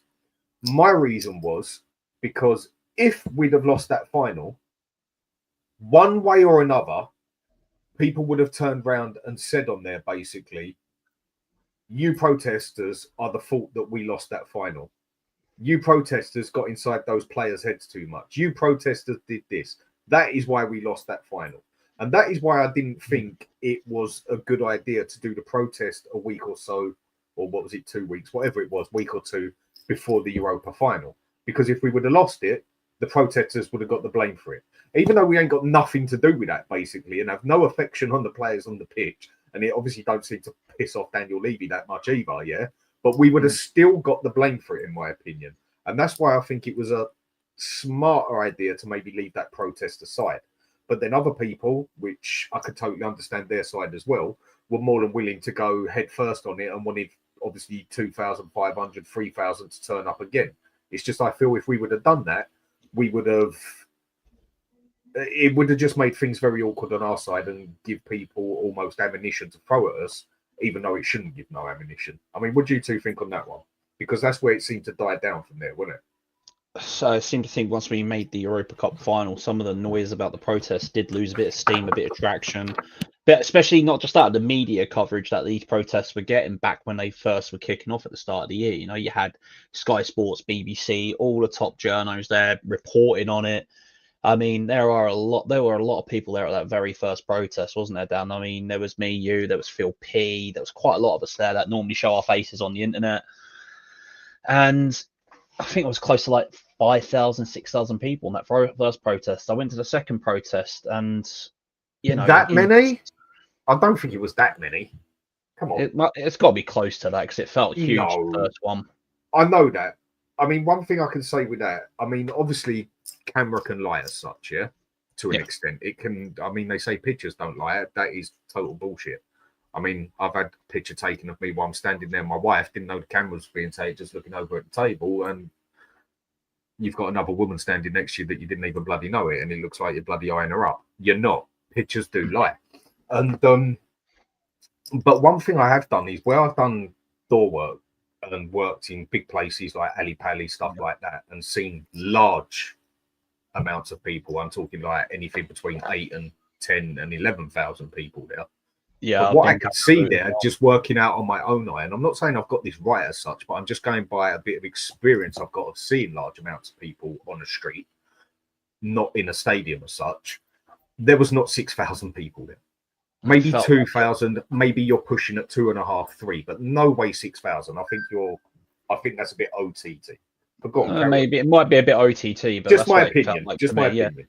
That's what it felt like to me, brother. At the end of the day, you know, there was loads of people there, loads of noise, but then I still don't get the song of "What I don't care about Levy," blah blah blah, and then Kulusevski at the end of it. It should have been "I don't care about." We should be caring about THFC. Don't throw a player's name in there, you know. It just sounded better if you're saying "I don't care about Levy," all I care about is THFC. It was cringy. Yeah, I know it was cringy. Oh, man, I've heard some terrible ones. At least come up with some good bloody protest songs for it or whatever, wouldn't it? I know, it's right? I mean, I've heard everything terrible. was right about the protest. It's just the fact that you're walking up the street. We want Levy out. We love Kulusevski, whatever. Mate, get your act together. Whatever dickhead decided, and I will say dickhead, decided that is going to be one of our protest songs. Get him out of the side and get someone else to rewrite it. Yeah, if someone just I don't care. I don't mind the song on itself. It's just the fact that it's the only bloody song. Yeah, but it's on a bloody protest as well. Yeah. If it was 1 of 10, but it's the only song. So yeah. Oh, that one annoying song your kid listens to all day long on his pad, and you go to try and turn the pad off. Like, no, mine. Oh man, that song it was just sung all the time. Well, we want Levy. Like, that should have been the main chorus of it, not the whole. And we love Kulusevski. It should have been I love THFC. Like, don't put a player's name in there when you're protesting about your club, because the players weren't pulling their weight most of that season as well. It's like, come on, guys, show me some pride. Show me you want to play for this kit, this badge, the fans, the area, you know. And then all season long, you go 22 losses in the league. It just made my stomach feel sick to its rot. I mean, look, hang on a sec. I just want to go with a comment Philly 2109 says here. I mean, top fella, good to have you on it, mate, as always. Sacrifices must be made if a fan wants to lie down the road blocking cars, or if people want to handcuff themselves to the stadium. Fair play. You know, fair play. Where was the protest on footballing events? Now, that bit I will go with. But Phil, I'll tell you one thing, mate. I would want these protests done in a slightly different way. And obviously, until you are a problem, you don't get noticed. But you've also, I think Jacob brought up it brilliant the other night when I spoke to him, and that you do have to win that other side over as well, yeah? And one thing I will tell you, personal opinion, I can't speak for everybody here, but something that happened in them oil protests was them gluing themselves to the road, and the poor fella couldn't get his mother to the hospital, and his mother died because of it. God bless. Now, if I'm in that situation and I'm needing to get down that street to get to a hospital with my mother in the car or someone else in the car, whatever, and I need to get them to the hospital and you're glued to that road or blocking that road, I'm running you over. If that's you my just mum. said it for me, basically. Get, but that's get the fuck out of the way. Your life and your protest. That's not quite the way to put it. But yes, you're getting four wheels going over you, and I'm not caring less. That, mate, is going to do no favours to nobody. Handcuff yourself to the stadium, fine. But in the middle of the road, stay out of it, because there will be people with an attitude like me in a situation like that who will run you over. So I just don't think that is the smartest way to do it. But anyway, go on, Corey, what you were saying. Oh man, like when those only oil stop oil. I mean, the hypocrisy of those protests. So how did you get to the protest? You drove. Fucking used a car, didn't you? There's oil. Or you used a train which burns electricity, which burns out a generator, which burns, you know. But with these protests, do you think they're going to go anywhere now, basically? It's the last question I'm going to really ask. Do either of you think these protests are going to go anywhere now, or do you think they're going to fizzle out, basically, because we've bought a good player and we're going to get the next one and possibly another one? That's the other question I'll ask in a sec. But I think it'll fizzle out like a wet fart, won't it? I mean, these protests, they were great at the start because we were all pissed off because our club, our chairman, wasn't listening to us. We had a manager that was playing atrocious, gun-ho, leave two at the back and push everyone forward tactics. I mean, I think a lot of the protesters were there because they were pissed off that our chairman was keeping this dog awful manager. I mean, all right, he's won us a trophy, but if you subjectively take away the trophy, where did we finish? And we won 1 in 10 in the last part of the season. And when Leicester only needed to win 6 games and then put us in the relegation zone, man, that's the way I look at it. We were in a relegation fight at the end of the day. And we were just lucky that the teams below us just couldn't string 5-6 wins together to take us and pull us down into that echelon, you know. That was a lot I've said last season. I kind of regret as well, live on people's channels, there are things that I've said that have probably made myself look rather dumb. But it's coming from passion. It's coming from I've seen better at my club and I want to see better now. Especially as I'm now 40. I want to see him going towards 60. I want to see him being more successful. And then hopefully one day my son will start supporting Tottenham. But I don't want to force that on him. He's 5. I'll let him decide between a Brighton shirt or a Tottenham shirt when he's old enough. So yeah, I've said a lot of pretty stupid shit on people's channels. I know I have. But that is over the course of 2 years of seeing us start off really well, but then you take away those first 10 games. We were lucky to beat Sheffield or get a result with Sheffield. Then from that went downhill. Went to the Chelsea game where not listening to your medical team, you put your 2 players that are pretty much being held together with duct tape on the pitch for the duct tape to fall off and then get injured for another 6 months. I mean, you're not listening to your medical team. No wonder why they had a medical walked out on Ange. So yeah, there was a lot of, raw emotion there for most of us fans why this manager needed to go and we needed change. Now we brought in a coach, and I will emphasise this, Frank, on paper, pound for pound, point for point, in the Premier League in 7 seasons with Brentford, one of the better managers out there we could get and ask for. And I feel like his style and his character, like a feel-good manager like we had with Poch, like we had with Harry, he could have a laugh and a joke and bring things forward to fans in a different way instead of being an arrogant, stuck-up tool like Ange was. But you can see there's football knowledge there as such. But I don't want to keep going back to Ange. He's done, he's dusted. Rest in peace, fella, and may you never manage at this club again. End of, as far as I'm concerned. Yeah. I mean, Dave, last thing then, on these protests, do you see anything going anywhere now, or do you think there's been enough that's gonna done and dust them, basically, where they was more split than some people might realise for the reasons people were there? Yeah, we touched on it a couple of nights ago that, you split a fan base, forget the protest, just general fan bases. You split them up. You've got your hardcore, you've got your kind of season ticket holders that will try and make every game. You've got the adamant, like the ardent fans that live far away but will try and get there as much as they can. And then you've got the Johnny come and goes kind of thing, the people that sit there and go, okay, if we're winning, I'll turn up. If I'm losing, we won't. And then you've got your tourists. Now, in modern day football, that has been expanded even more. Like there's so many different more segments of fans now. You've even got like these type of fans that are like influencers who don't give a toss about the football, but will turn up to the stadium, take pictures of themselves. Yeah, exactly. Take pictures of themselves at the stadium. Look what I've done for my great day. Big shout out to all my followers and that. So there's like segmentations. There's more segments of fans than there was previously, and I am getting to a point about the protests on this. Go for it, mate. So no rush. When you've got the protesters, as you were saying there was protesters that were core protesters that were core core Daniel Levy out, Enoch out. They are the core protesters.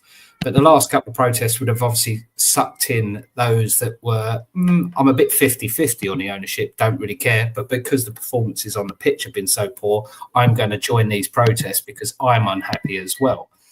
Now, what you're going to see probably now, because we've won the Europa League, because we've got the new manager bounce, it doesn't care who the new manager is, we've got the new manager, great. We're spending a bit of money.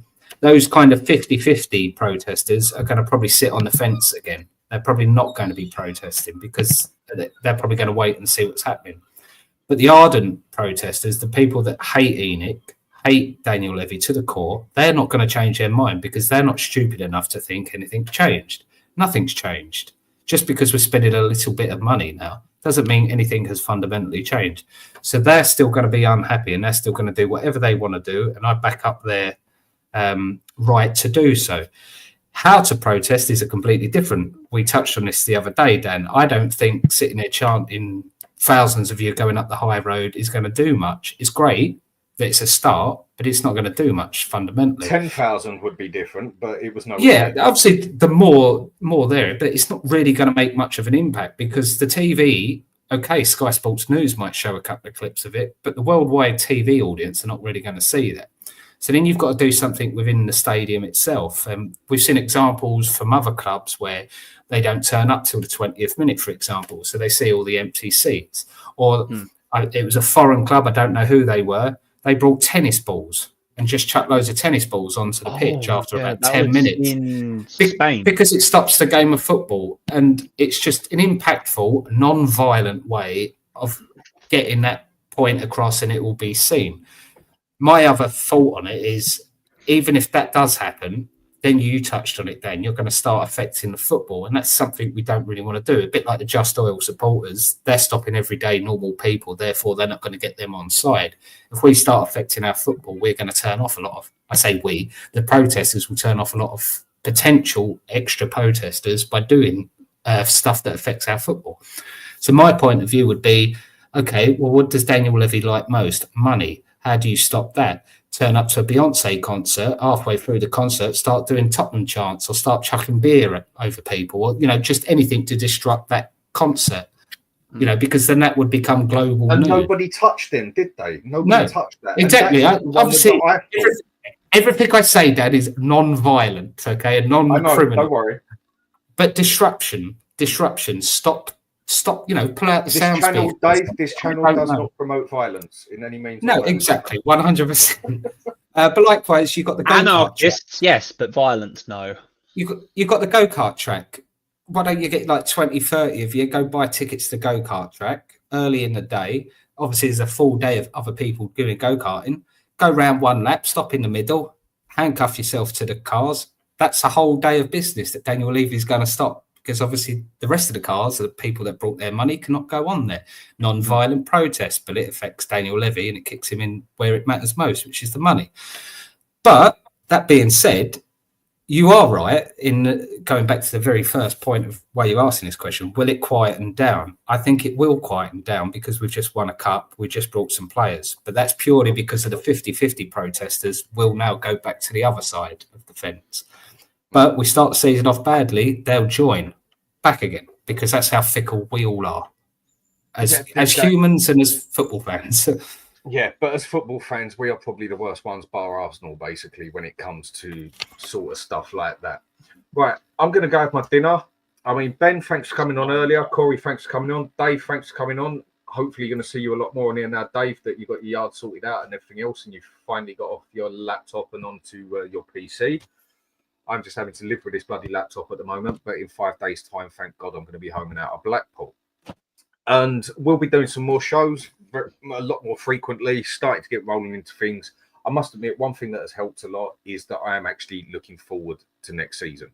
I'm actually intrigued of other transfers we might make, and I'm looking forward to next season. I've actually got my taste for football back as such, whereas last season I just totally... By the end of the season, I was more relieved that we won a bloody cup than I was more relieved that we won a cup than happy we won the cup. And I should not be feeling like that as a fan, and should nobody else. But at the end of the day, thanks for everyone for watching. Much appreciated. We'll catch up with everybody soon and have a good evening. See you later. Happy Friday. I'm gonna turn it up and then I'm gonna take it down.